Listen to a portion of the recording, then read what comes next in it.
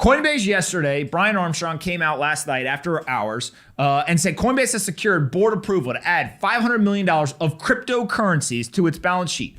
And moving forward, it will also invest 10% of its future quarterly profits into digital assets.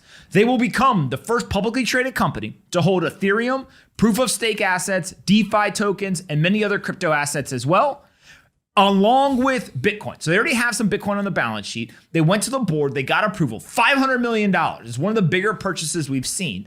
They are gonna buy some Bitcoin along with these other assets. And then moving forward, 10% of future quarterly profits, they will go ahead and they will invest into cryptocurrencies. The way they're going to determine which cryptocurrencies they buy is they are going to look at the aggregate custodial crypto balances. So when people come in and they put crypto in their custody service, they'll look at the percentages. If 50% is Bitcoin, 20% is Ethereum, 30% is everything else, they'll buy 50% Bitcoin, 20% Ethereum, 30% everything else. So when you start to think about this, there's two major moves here. One, $500 million of your balance sheet plus 10% of future profits. This is a model that I think more and more companies in the future in the public markets are going to pursue. You now have to have a Bitcoin and crypto strategy for your balance sheet. Bitcoin is kind of the entry into the industry. I think it is inevitable that other companies will put other assets on their balance sheet, but Bitcoin will always kind of be that first entry point.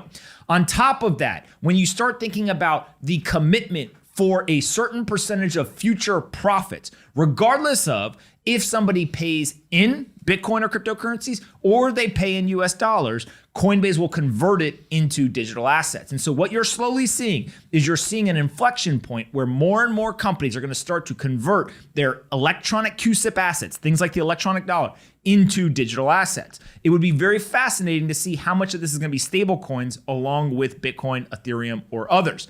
Now, there are many other companies that hold Bitcoin only on their balance sheet. MicroStrategy, Tesla, Square, Marathon Digital, Coinbase, HUD-8 Mining, Galaxy Digital, etc. And Coinbase is a very big business. So over a $50 billion market cap. Q2 revenue was $2.2 billion. Net profit in Q2 was $1.6 billion, which was up almost 50 times from a year before. Some of their top clients include Elon Musk, SpaceX, Tesla, and 10 of the 100 largest hedge funds. Their Q2 trading volume was $462 billion. About 25% or so of that total trading volume was concentrated in Bitcoin.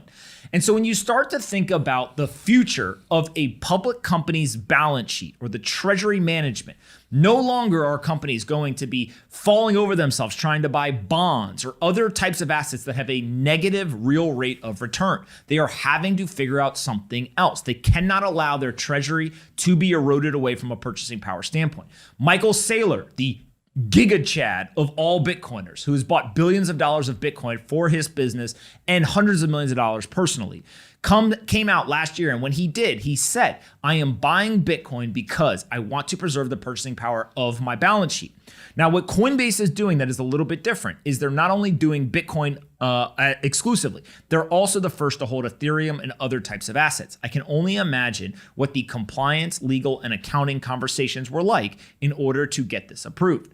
We have the CFO, a quote from Alicia Haas, who says, quote, we may increase our allocation over time as the crypto economy matures. We believe that in the future, more and more companies will hold crypto assets on their balance sheet. We hope by incorporating more crypto assets into our own corporate financial practices, we can take another step towards building a more open crypto economy. Now, again, what we expect is companies in this space, companies like Square, MicroStrategy, Coinbase, etc. Of course, they are going to have a propensity to be the first to do this. But all of a sudden, we are moving from a world where it was MicroStrategy who had the shot heard around the world in kind of a one-off situation to now this is becoming normalized. People were just like, of course that was going to happen. And so I think that when you look at something like Brian Armstrong's tweets yesterday, he said, we recently received board approval to purchase over $500 million of crypto on our balance sheet to add to our existing holdings. So this is not brand new. They already have some. And we'll be investing 10% of all profit going forward. I expect this percentage to keep growing over time as the crypto economy matures. Hopefully we can operate more of our business in crypto today is still a mix. Now, what this ultimately is signaling to me is that Brian Armstrong is saying today their business is some US dollars, some electronic cash, some kind of legacy system, and some of the new world. Eventually, the holy grail for a business like Coinbase or another large crypto economy business is to be 100% into digital assets. Now, when you have a platform that supports so many different assets, it is natural for you not just to hold Bitcoin, right? There's a part of your business that is in these other assets. I think two pieces of this that become very fascinating. One, if a business is solely looking to protect purchasing power, they're solely looking for a treasury management system, I think that Bitcoin is still going to be the decision. That's going to be the point where people say, okay, do we want to essentially buy digital gold? Do we want to hold on to this and preserve our purchasing power? Bitcoin will be the solution. If a company says, actually, you know what? We need revenue generation. We need to be able to get some sort of return on our cash and do it in a low risk way, but not have to take the risk of holding what are negative real returning bonds.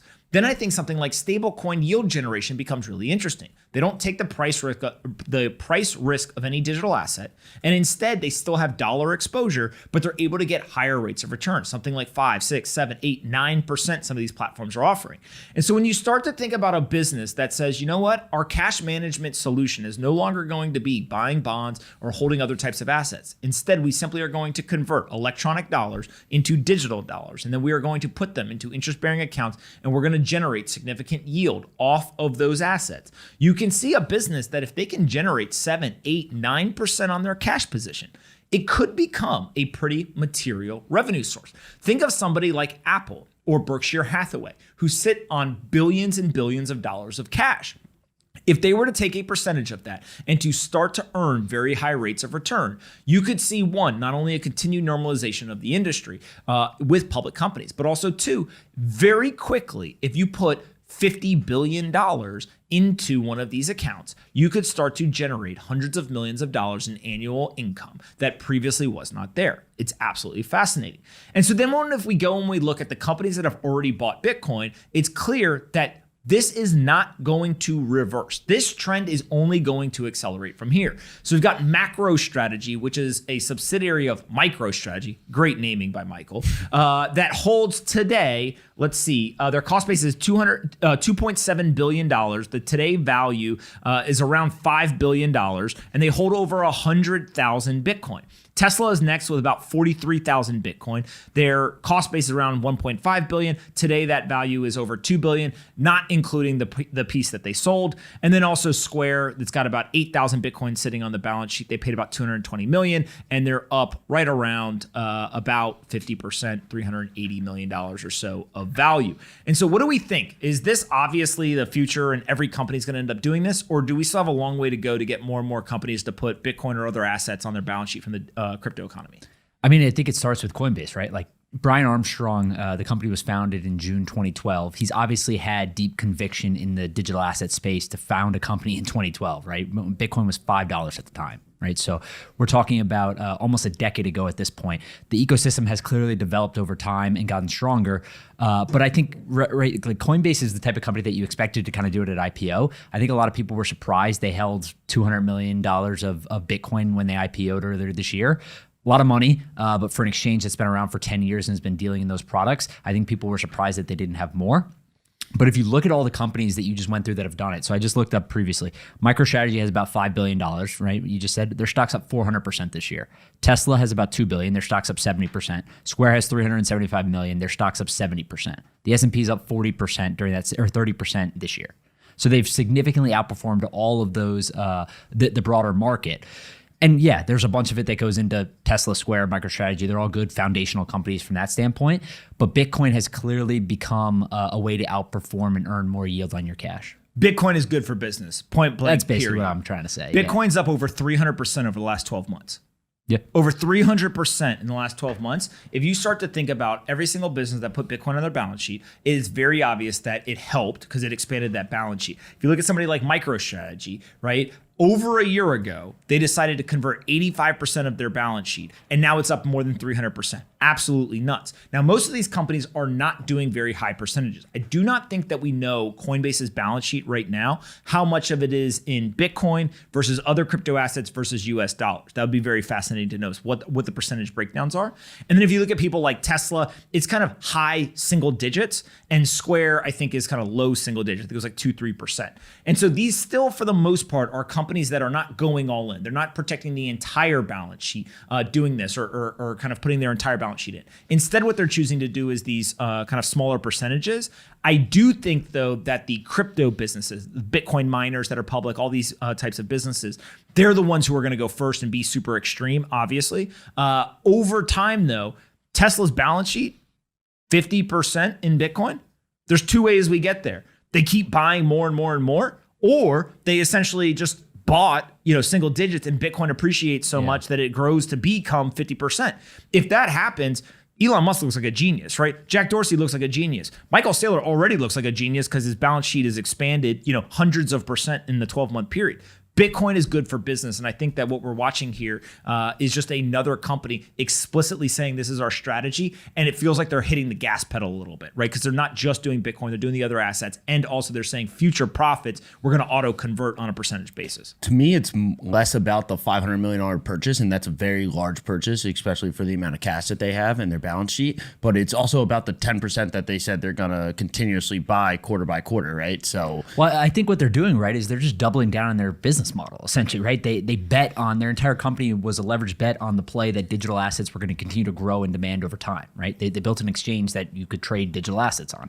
So the idea that they think digital assets will continue to expand and demand will continue to increase over time, that's obviously what they think, right? So when you put it on the balance sheet, you're expressing that you think the price will appreciate at the same time. I think the other thing that's interesting, though, is that this is a way for companies to get more institutional investments and people interested in their equity, right? So when you think about MicroStrategy and Tesla and Square, MicroStrategy, their investment base expanded for companies that were looking for exposure to digital assets and specifically Bitcoin that could not go out and just buy the asset themselves, right? So we've seen a bunch of companies. BlackRock just invested millions and millions of dollars in a couple mining facilities here in the United States, right? So that's getting exposure to the asset class without going and actually buying the asset itself. MicroStrategy has benefited from that. Tesla, Square, all these companies have benefited from that. Coinbase is basically just a leverage bet on that same play, a leverage play on that same bet.